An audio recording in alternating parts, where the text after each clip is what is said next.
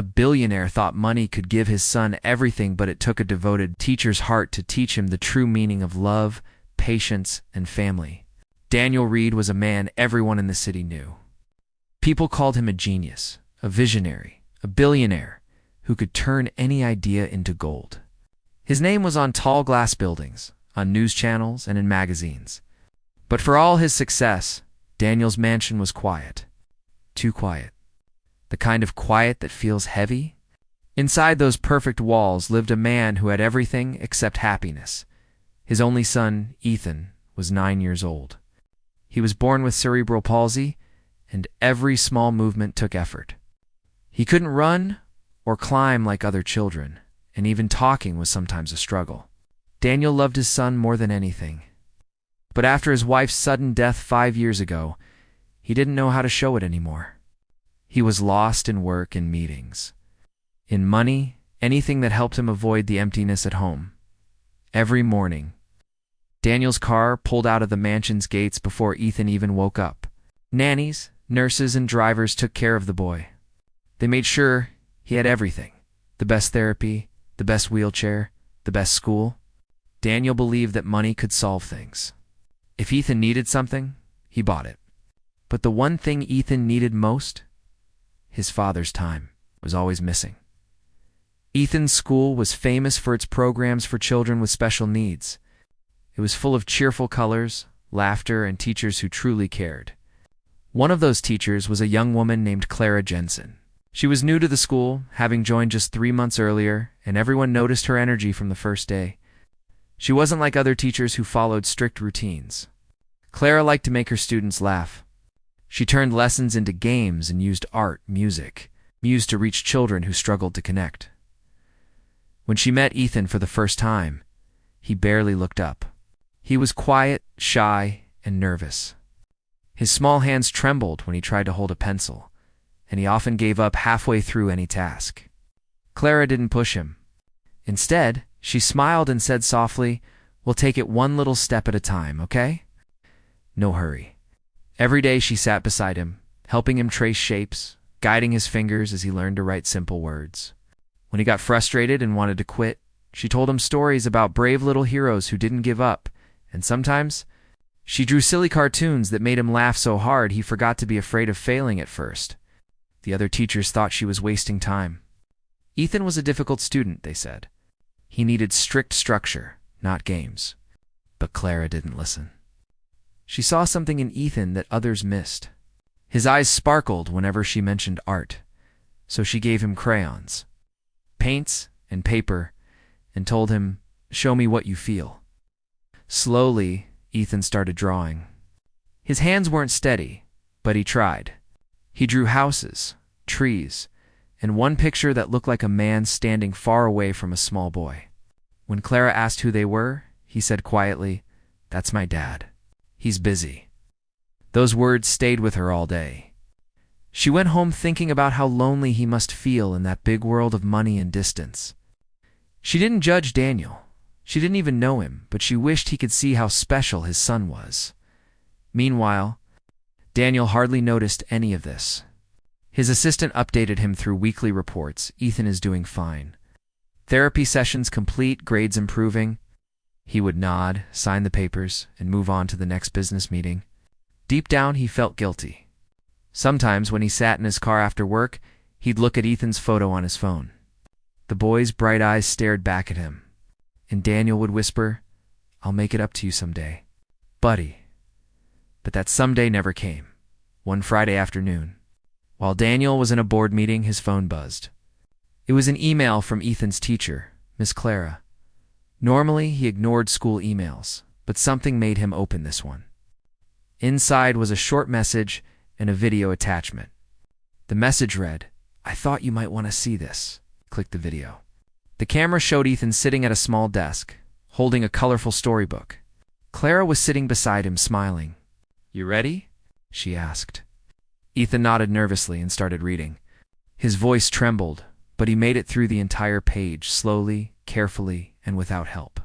When he finished, Clara clapped and said, "You did it, Ethan. I'm so proud of you." The boy smiled, a big, pure smile that reached his eyes. Daniel froze. He had never seen Ethan look that happy. For a long time, he just sat there watching the video over and over again. Something inside him cracked open, something he had locked away for years. That night, Daniel couldn't concentrate on his work.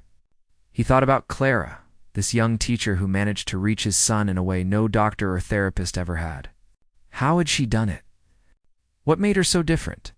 He wanted to know. Over the next few days, he started noticing small things he had ignored before. The drawings Ethan brought home, the confidence in his voice when they talked on the phone, the way he said, "Miss Clara taught me this," with excitement. It hit Daniel that while he was busy building empires, someone else was quietly building his son's spirit. But Daniel didn't know how to approach her. He wasn't good at emotional things. Every time he thought about visiting the school, he told himself he was too busy. Still, the curiosity kept growing. He started waking up earlier, checking the school schedule, wondering what Ethan's days looked like. One morning, while Ethan was still sleeping, Daniel walked into his room. The boy was curled up under his blanket, hugging a stuffed bear. On the desk beside his bed lay a drawing. It showed 3 figures, a woman, a boy, and a tall man with a briefcase. The woman and boy were smiling, but the man was standing far away. Underneath, Ethan had written with uneven letters, "One day, Daddy will come closer." Daniel's throat tightened. He sat on the edge of the bed and stared at the drawing for a long time. It was like looking straight into his own heart. All the meetings, the deals, the late nights, suddenly they felt meaningless. What was the point of everything if his son was wishing for something as simple as his presence? The next day, Daniel called the school. He told them he wanted to visit, not as a billionaire, not as a donor, just as a father. But when they told him he could drop by any time, he hesitated. He didn't want Ethan to feel nervous or pressured, so he decided to go quietly, without telling anyone. That decision would change everything. Though he didn't know it yet, back at the school, Clara continued her daily routine. She noticed that Ethan had started talking more about his father lately. "My dad's really smart," he'd say proudly. "He builds computers in big buildings." Clara would smile and reply, "Maybe one day he'll come see your art show." Ethan's face always lit up at the thought, Clara. Didn't know that the man she was hoping would show up was already planning to, for Daniel. Something had shifted. He no longer felt like a man who just paid for his son's education. For the first time in years, he wanted to be there, not as a provider, but as a father. And it all started because one kind teacher believed in Ethan when everyone else, including him, had given up. That evening, Daniel watched the sunset from his office window. The city lights began to glow below, symbols of his success. But for the first time, they didn't make him proud. They just made him feel small. He took out his phone, opened the video again. And as Ethan's trembling voice read each word, Daniel whispered to himself, "You're right, son. It's time I come closer." Every morning, Clara arrived at school before anyone else. She liked to prepare the classroom quietly, laying out crayons, flashcards, and picture books before the children came in. When she arranged Ethan's desk, she always left a small note, sometimes a simple "Good morning, champ," or a smiley face drawn in bright colors. She had learned that little things like that made him smile. Ethan was shy, but each day he seemed a little more confident. In the beginning, he would look down at his hands most of the time, too nervous to meet her eyes. Now, when she greeted him at the door, he gave a small wave and whispered, "Hi, Miss Clara." For Clara, that was progress. Real progress. Ethan's disability made everyday tasks difficult. Writing even one sentence took effort. Holding a pencil steady was hard for him, and his fingers sometimes cramped. But Clara never let him feel like he was failing. When he dropped the pencil, she picked it up and said, "That's okay. We'll try again." When his letters came out shaky and uneven, she told him, "They're perfect, because you tried your best." The other teachers often watched her with a mix of admiration and confusion. They admired her patience but didn't understand how she managed to stay so cheerful. Some of them had taught special needs children for years, but still found it exhausting. Clara just smiled and said, "They don't need perfect teachers. They need people who see them." During art sessions, Ethan came alive. His favorite colors were blue and green. He said they reminded him of the sky and the garden at home. He drew houses, cars, and stick figures, simple drawings but full of emotion. Clara noticed that almost every drawing had two people, a boy and a woman. Sometimes, there was also a man standing far away.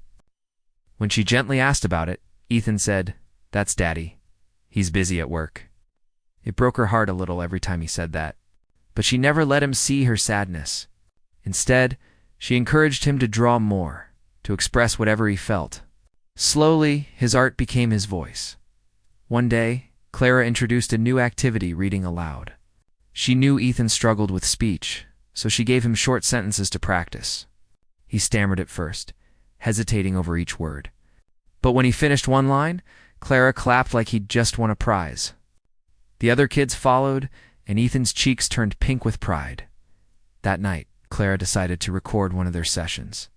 She wanted to show Ethan's father how far he'd come. She'd never met Mr. Reed, the billionaire father everyone whispered about. The teachers often joked that he was too important to attend school meetings.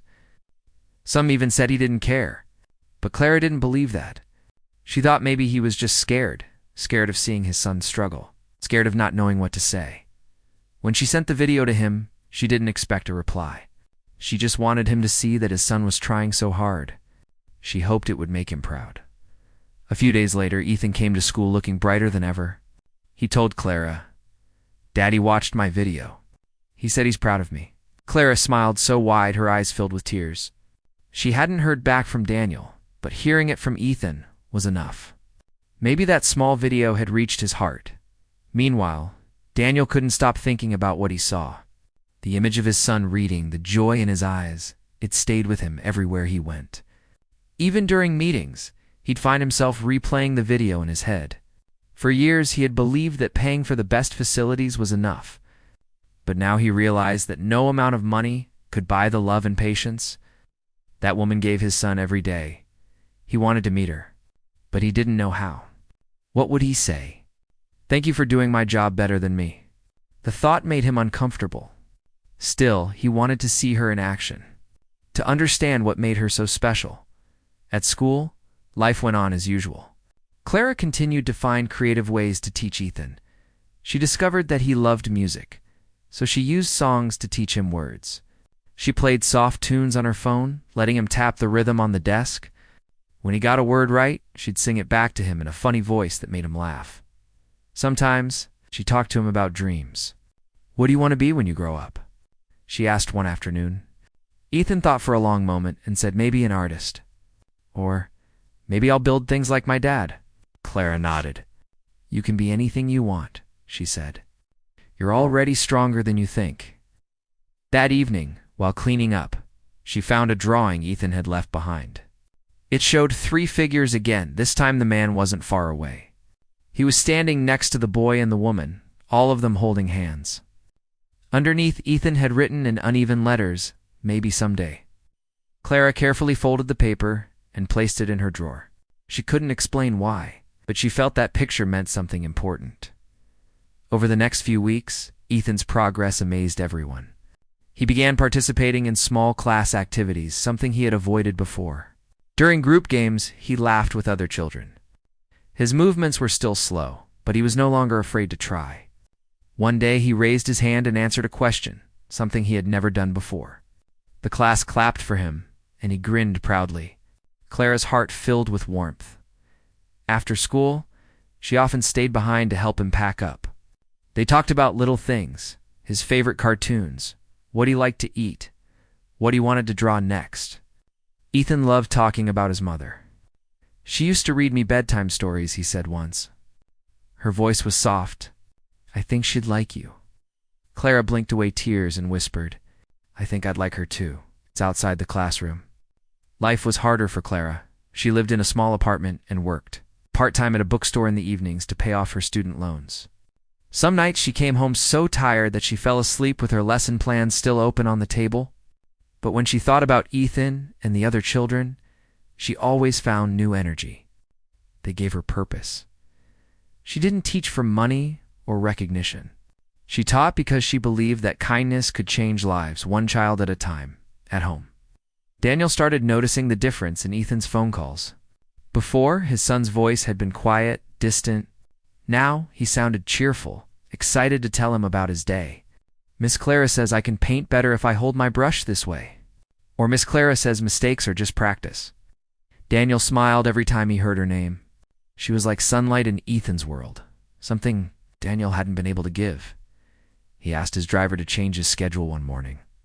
I need to make a stop at Ethan's school, he said. The driver looked surprised but nodded. Daniel didn't know what he was going to do when he got there. He just wanted to see for himself what his son's life looked like during the day. When he arrived, he stayed outside the classroom watching through the small glass window in the door. Inside, Clara was sitting next to Ethan, holding up colorful flashcards. Her laughter filled the room every time Ethan got something right. The boy looked so happy, so alive, that Daniel felt a lump rise in his throat. He hadn't seen his son smile like that in years. He didn't go inside that day. He just stood there for a few minutes, quietly watching. Something inside him shifted. For the first time, didn't feel like a billionaire or a CEO. He felt like a father seeing his son for real, not through reports. Not through screens, but with his own eyes. That night, Daniel couldn't sleep. The image of Clara and Ethan kept replaying in his mind. He realized that what she gave his son couldn't be bought. It came from her heart. And it made him wonder how many other children in the world needed someone like her. For the first time in years, Daniel felt grateful not for his money or success, but for a teacher who cared enough to believe in his son when no one else did. He didn't know it yet, but that gratitude was about to change both of their lives forever. Daniel couldn't stop thinking about what he had seen that day at the school. The image of his son laughing, the sound of that woman's gentle voice, it stayed with him all night. He kept asking himself how she did it. How did one teacher manage to reach Ethan in ways all his expensive doctors never could? The question played over and over in his mind until he finally made a decision. He had to see more, but he didn't want anyone to know who he was. He didn't want the teachers to treat him like a billionaire or the students to feel uncomfortable. So he decided to visit again, quietly, without telling anyone. The next week, Daniel dressed in simple clothes jeans, a dark hoodie, and a cap. He asked one of the janitors who didn't recognize him if he could help out around the school for a few days under a different name. The man, needing an extra pair of hands, gladly agreed. And so, for the first time, Daniel walked through the school halls, not as a rich man or a boss, but as an ordinary worker. He pushed cleaning carts, changed light bulbs, and carried boxes. But mostly, he observed. When he reached the hallway outside Ethan's classroom, he stopped and looked through the small window in the door. Inside, he saw Clara sitting beside his son again, just like before. Ethan was trying to write his name on the board, his small hand trembling as he held the marker. Clara stayed beside him, her hand gently over his to guide him. She didn't rush him or correct him harshly. Instead, she whispered softly, "You've got this. Just one more letter." Perfect. When Ethan finally finished, his face lit up with pride. Clara clapped and said, "You did it, Ethan. That's beautiful writing." The boy's smile was so wide it reached his eyes. Daniel felt something tighten in his chest. That smile. He had missed it for years. He watched for a long time, completely unnoticed. He saw how Clara worked with the other kids too, giving each one her full attention, always patient, always kind. When one of the students had a small meltdown, crying and throwing crayons, Clara didn't scold or panic. She just knelt beside the child, spoke softly, and waited until the storm passed. Then she said, "You're safe. It's okay to be upset, but we always try again." Daniel was amazed. There was no trace of frustration or boredom in her face. Only love. Real, gentle love. At one point, Ethan turned toward the window. Daniel quickly stepped aside so his son wouldn't see him. He didn't want to distract him. He just wanted to watch quietly, to understand this world that he had missed.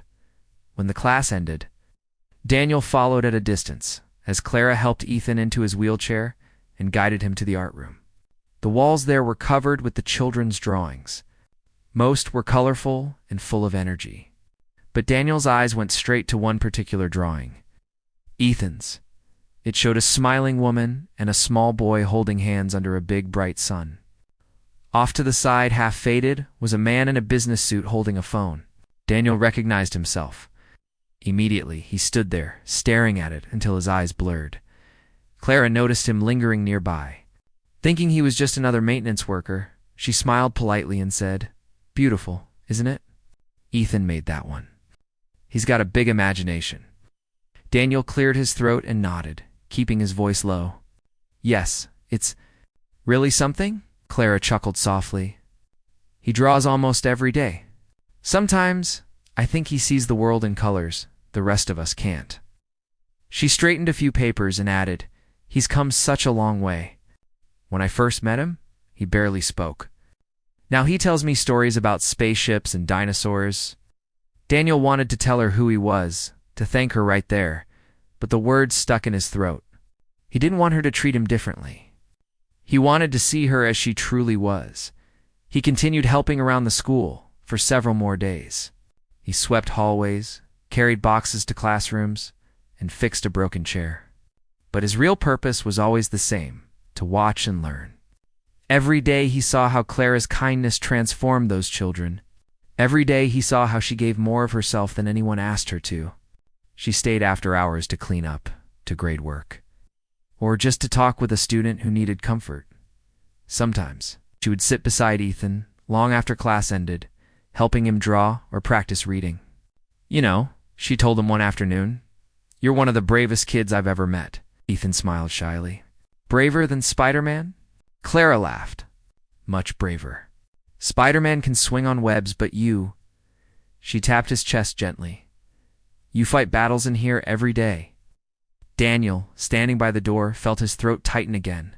He turned away before anyone could see the tears in his eyes that night. He went home and sat in his study, surrounded by awards and business trophies. For the first time, they felt meaningless. None of those things made him feel the pride he had felt that day watching his son read and laugh.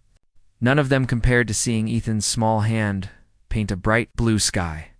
He poured himself a glass of water and stared out the window. For years he had thought being a good father meant providing everything money could buy. But now he realized what his son really needed: time, love, and someone who believed in him. Clara had given Ethan all three. The next morning, he went back to the school again. This time, he brought flowers not for show, but because he wanted to leave something kind behind without revealing himself. He placed them in the teacher's lounge with a small note that said, "For the ones who teach hearts, not just minds." Clara found the flowers later that day. She smiled at the note, but didn't think much of it. She assumed a parent had left it. Still, it brightened her whole day. Daniel kept coming for the rest of the week. Each day, he watched a little more and learned a little more about Clara. He learned that she brought lunch from home because she couldn't afford the cafeteria meals. He saw her car, a small, old hatchback that sometimes struggled to start. He overheard her talking with another teacher about her evening job at a bookstore. Despite all that, she never complained. She always smiled, always encouraged, always gave her best. By the end of the week, Daniel knew what kind of person she was. Someone who gave more than she had. Someone who didn't do it for money or praise. Someone who truly cared. One afternoon, as school ended, he watched Ethan show Clara a new drawing. It was of 3 people again this time, all holding hands. The man looked closer to the boy and woman. Above it, Ethan had written, "My dad is coming soon." Daniel's eyes stung. He turned and walked out of the building, feeling something deep inside him shift forever. He realized he couldn't stay in the background any longer. He needed to talk to her. That night, he sat alone in his living room, the glow of the fireplace flickering across his face. He thought about everything he had seen. Clara's patience, Ethan's laughter, the art, the songs, the way she celebrated every small victory as if it were the greatest thing in the world. For years, Daniel had been surrounded by people who cared only about his money. They smiled at him because of what he could give them. But Clara smiled at Ethan because of who he was. That difference hit him hard. He picked up his phone and scrolled to the school's number. His hand trembled slightly as he dialed. When the receptionist answered, he said, "This is Daniel Reed. Could you please arrange a meeting with Miss Clara Jensen?" There was a pause on the other end, a little surprise in the woman's voice. "Of course, Mr. Reed, I'll let her know right away." When Daniel hung up, he leaned back in his chair and exhaled deeply. He felt nervous, almost like a child about to confess something. He didn't know what he would say to her, or how she would react. But he knew one thing for certain. His life had already changed just by watching her teach. And tomorrow, when he finally spoke to her face to face, he would tell her exactly what her kindness had done for his son. When Clara got the message that Mr. Daniel Reed wanted to meet her, she almost dropped the papers in her hands. Everyone at school knew who he was, the famous billionaire, whose name was on tall buildings and who donated millions to charities. Most teachers had never met him, though his son Ethan studied right there in her class every day. Clara's first thought was that she might have done something wrong. Maybe she had overstepped by sending that video. Maybe he didn't like the way she taught. She spent the whole evening worrying. Her small apartment was quiet except for the ticking of the clock and the hum of the fridge. She sat on her couch, staring at Ethan's latest drawing she'd pinned to the wall. It showed a teacher and a little boy holding hands under a rainbow. The boy's smile made her heart calm a little. "It'll be fine," she whispered to herself. "It has to be." The next morning, Clara arrived at school early. She couldn't focus during her classes. Her mind kept wandering to the meeting. When it was finally time, she went to the school office, straightened her blouse, and took a deep breath before stepping in. Daniel was already there, sitting quietly near the window. He wasn't what she expected. She had imagined a sharp, cold businessman in a suit, but he was dressed simply, in a soft gray sweater and jeans. He looked tired, not in a weak way, but in a way that said he carried too many heavy thoughts. When he saw her, he stood up and smiled politely. "Miss Jensen," he said. His voice was calm, deeper than she'd expected. "Yes, Mr. Reed," she replied nervously, shaking his hand. "It's nice to finally meet you." He gestured toward a chair. "Please, sit." For a few seconds, neither of them spoke. Clara's hands fidgeted on her lap, but Daniel's expression was kind, even gentle. Finally, he said, "I wanted to thank you. I've been meaning to for a long time." Clara blinked in surprise. "Thank me," he nodded. "For what you've done for Ethan? I've seen the changes in him, how he talks, how he smiles, how he tries. You've given him something I couldn't." Clara felt her face warm. "Oh, I just do my job, Mr. Reed. Ethan is a wonderful child. He works very hard." Daniel leaned forward slightly, his eyes sincere. "It's more than that. I've seen you with him. You don't just teach, you care. And that's something no amount of money can buy." Those words made Clara's throat tighten. She didn't know he had been watching, but she could tell from his voice that he didn't mean it in a cold or controlling way. He was just a father trying to understand his son's world. "I care about all my students," she said softly, "but Ethan is special. He's strong even when things are hard for him. He just needs someone to believe in him." Daniel smiled faintly. "You believe in him more than I ever did, and I'm ashamed of that." Clara looked at him, unsure what to say. She could see pain in his eyes, the kind of pain that comes from regret, not from anger. "You don't need to be ashamed," she said after a moment. "You've given him a lot. He loves you very much." Daniel sighed and rubbed his forehead. "I used to think that giving him everything meant buying him the best of everything. The best doctors, best school, the best care. But lately I've realized that what he really needed was something I never gave him time." Clara's eyes softened. "It's never too late to give that," she said gently. For a few moments, the room was quiet except for the distant sound of children laughing in the hallway. Daniel looked out the window, lost in thought. Then he turned back to her and asked, "Can I ask you something personal?" "Of course," she said. He hesitated before speaking. "Why do you do it? Teaching special needs kids, working such long hours for so little pay? It's not easy. Most people would have quit," Clara smiled faintly, "because they deserve someone who doesn't quit. These kids are full of light. Sometimes the world doesn't see it, but I do. And when they make progress, even a small step, it feels like the world just got a little better." Her words touched something deep inside him. Daniel sat quietly, letting them sink in. He had spent years chasing big achievements, building companies worth billions. But hearing her talk made him realize how small his victories really were compared to hers. She changed lives quietly, one child at a time. She did it without anyone watching. He asked about her life, not out of curiosity, but because he genuinely wanted to know who she was. She told him a little. She had grown up in a small town, studied education because she loved children, and moved to the city with dreams of making a difference. But the loans and bills made life difficult. She worked evenings at a bookstore, and sometimes she skipped dinner just to make her rent on time. Daniel listened silently, his heart growing heavier with each word. How could someone who struggled so much still give so much of herself every day?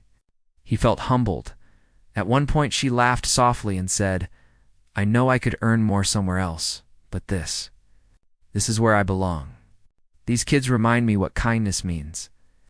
Daniel looked at her for a long moment, then said quietly, "You remind me of that too?" Clara blinked, caught off guard by the sincerity in his voice. She tried to smile, but couldn't find the right words. Before he left, Daniel said, "I want to do something for you, Miss Jensen. You've changed my son's life, and you've changed mine too." She shook her head quickly. "You don't have to do that, Mr. Reed.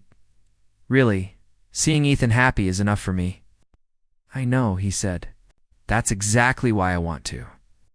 They both stood. Clara thanked him for coming, and Daniel thanked her again for everything she had done. When he reached the door, he turned back and said, "You once told Ethan he could be anything he wanted. You were right, but I think you can be too." After he left, Clara sat back down, her heart still racing. She didn't fully understand what had just happened, but she felt something in the air, a kind of warmth, like something was about to change. Daniel, on the other hand, drove home in silence. His thoughts were spinning. He had spent the past week watching her work, and now, after speaking to her, he was certain of one thing. She was one of the rarest people he had ever met. Someone who gave more than she had, expecting nothing in return. That night, Daniel went into Ethan's room and found his son asleep, clutching a small stuffed bear. He sat beside him quietly, brushing a strand of hair from the boy's forehead. "You're lucky to have her," he whispered. "We both are." He stayed there for a long time, just listening to the steady sound of Ethan's breathing. For the first time in years, he felt peace. But under that peace was a deep determination. He knew exactly what he wanted to do next. The next morning, Daniel called his assistant and said, "I need to arrange something. Something meaningful." "What kind of thing, sir?" the assistant asked. Daniel smiled faintly. "A thank you, but not the kind that money usually gives." That day, Clara went about her work as usual. She didn't know that Daniel was already planning something that would soon change her entire life, not as a reward, but as a way to honor the heart that had changed his son forever. As the sun set that evening, Daniel stood by his office window, watching the city lights flicker on one by one. For the first time, those lights didn't make him think of profits or success. They reminded him of something else, of a classroom filled with children's laughter, of a patient woman with kind eyes, and of a little boy who had finally found his smile again. Daniel closed his eyes and whispered to himself, "It's time to give back what truly matters." Months passed since Daniel first met Clara. Every day, he continued to watch Ethan grow and change under her care, but now he wasn't hiding anymore. He visited the school openly, sitting in the back of the classroom or helping Ethan with his exercises. The boy's excitement grew each time his father came, and slowly, Daniel began to understand what it really meant to be a parent. He learned the small joys of celebrating a letter written, a picture drawn, a song sung correctly. These moments, which once seemed small and ordinary, now filled his heart in ways that no business deal ever could. One afternoon, Daniel called Clara into his office at the Reed Foundation. She had been invited before to a meeting about funding and projects, but she expected the usual discussion about grants and donations. When she entered, she noticed the large room, the bright windows, and the serious air. Daniel stood as she walked in and smiled warmly. "Miss Jensen," he said, "thank you for coming. Please, sit." Clara sat down, a little uneasy. She had worked with schools, charities, and parents before, but meeting a billionaire this directly still made her nervous. She had no idea what he wanted to discuss. Daniel looked at her seriously. "I've been thinking a lot about what you've done for Ethan. You've given him something I could never buy: patience, understanding, and love. You've changed his world. And not just his world, mine too." Clara's eyes widened slightly. She wasn't used to receiving such praise, especially not in such a personal, sincere way. "Thank you," she whispered. I just do my job." "Ethan makes it easy to care." Daniel shook his head. "It's more than that. You've worked tirelessly, sometimes at great personal cost, to help him and countless other children. And I realize that people like you deserve more than just thanks." Clara felt her throat tighten. She had never expected anything beyond the satisfaction of helping her students. I don't know what to say," she murmured. He smiled softly. "You don't have to say anything. I want to show you my gratitude in a meaningful way." Clara tilted her head, curious. Daniel stood and gestured toward a presentation on the screen behind him. Photos of classrooms, children, and teachers filled the slideshow. He had spent months quietly learning about educators across the city who worked with special needs students. "Much like Clara, I want to start a program," he said, his voice steady, "called the Clara Project. It will provide funding, resources, and training for teachers who dedicate their lives to children with disabilities. And the first grant will go to you." Clara's jaw dropped. She had never imagined something like this. She tried to protest. "Mr. Reed, I can't accept that. It's too much. There are other teachers who deserve it more than me." Daniel shook his head firmly. "You've already done more than anyone could expect. This is about helping more people like you continue your work. It's not charity. It's recognition, and it's deserved." Clara's hands trembled slightly as she processed what he was saying. Her mind went back to the late nights at home, working second jobs to pay off her student loans, worrying about how she could afford the next month's rent. None of that mattered anymore. Daniel had just changed everything. Then he handed her a folder. Inside was a check to pay off all her debts, her student loans, her apartment, everything that had been weighing her down for years. Clara couldn't speak. She held the folder, her hands shaking, her eyes filling with tears. I don't know what to say. This is too much." Daniel smiled, a gentle, kind smile. "It's not too much. It's just right. You've given so much to my son, to countless children, and to me. It's time someone gave back to you." The next morning, Clara arrived at school, feeling a strange mix of disbelief and excitement. Her students noticed something different in her demeanor. She was glowing, happier than ever. When Ethan saw her, he ran up to her wheelchair and hugged her tightly. Miss Clara, you look so happy." Clara laughed through her tears. "I'm happy because of you, Ethan, and because someone very special believes in us too." Word spread quickly about the new program Daniel had announced. Teachers across the city were inspired, students' families were amazed, and the school staff couldn't stop talking about it. But to Clara, the most important part wasn't the attention or recognition. It was knowing that she could continue her work without fear of financial strain, that she could reach more children who needed her guidance and love. Daniel, meanwhile, began spending more time at home with Ethan. He attended therapy sessions, helped with homework, and even learned to paint and draw alongside his son. Ethan loved showing his father his progress, and Daniel loved every second. They were finally connecting, not as teacher and student or employer and employee, but as father and son. One weekend, Daniel invited Clara and Ethan to a small gathering at his home. It wasn't a formal event, just a casual celebration of all the changes that had happened. Clara brought a few drawings Ethan had done recently, and the boy proudly explained each one. Daniel watched them, feeling an unfamiliar warmth in his chest. He realized that wealth, power, success meant nothing without moments like these, moments of genuine human connection, love, and gratitude. He had learned from Clara that giving isn't about money. It's about care, patience, and belief in someone else. During the gathering, Daniel handed Clara a small envelope. Inside was a note that read, "For the person who changed my son's world and mine too. Thank you for being the heart in a world full of walls." Clara hugged the note close to her chest. She felt overwhelmed with emotion, not just for herself, but for every child who would benefit from her work in the future. As the evening ended and Ethan fell asleep, Daniel and Clara sat quietly in the living room. They talked about the future, about the program, about all the children who would now have a better chance because someone like her believed in them. Daniel knew one thing for sure. He was no longer the same man who thought money could solve everything. He had learned the value of patience, the importance of presence, and the power of gratitude. All of it had come from a teacher who cared enough to see what really mattered, Clara. For her part, felt a renewed sense of purpose. She could continue teaching, continue helping children like Ethan, and now she had the support and resources to make an even bigger difference. In the following months, the Clara Project expanded to multiple schools. Teachers who had struggled to pay for supplies, who had wanted to improve their teaching but couldn't afford it, now received support. Children with special needs flourished. And every time Daniel visited Ethan at school, he saw more smiles, more laughter, more progress, all because one woman had believed in his son when no one else had. One evening, Daniel sat with Ethan and looked through a pile of drawings.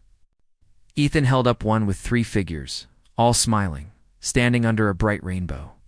"This is us, Daddy," he said proudly. Daniel smiled, tears in his eyes. "Yes, it is. And you're right, we're all together now." He hugged his son tightly and felt something he hadn't felt in years, contentment, joy, and pride, not in what he had built, but in the life they were creating together. Clara had changed more than his son's life. She had changed his too. From that day forward, Daniel made it a point to be present. He attended parent-teacher meetings, helped organize art shows, and even learned some of the songs Clara used in her lessons. Every day was a reminder that the greatest success isn't measured in wealth, but in love, care, and the positive difference one person can make in another's life. Ethan thrived. Clara thrived, and Daniel finally understood the true meaning of giving. It wasn't about money, awards, or status. It was about time, attention, and genuine care. And in that, all 3 of them found a happiness that could never be bought, only shared. The story ended with Ethan showing Daniel and Clara a new drawing he had made. It was of 3 people holding hands under the sun, smiling broadly.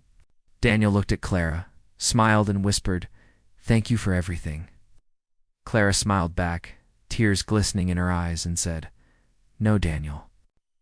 Thank you for trusting me with him. That's the real gift."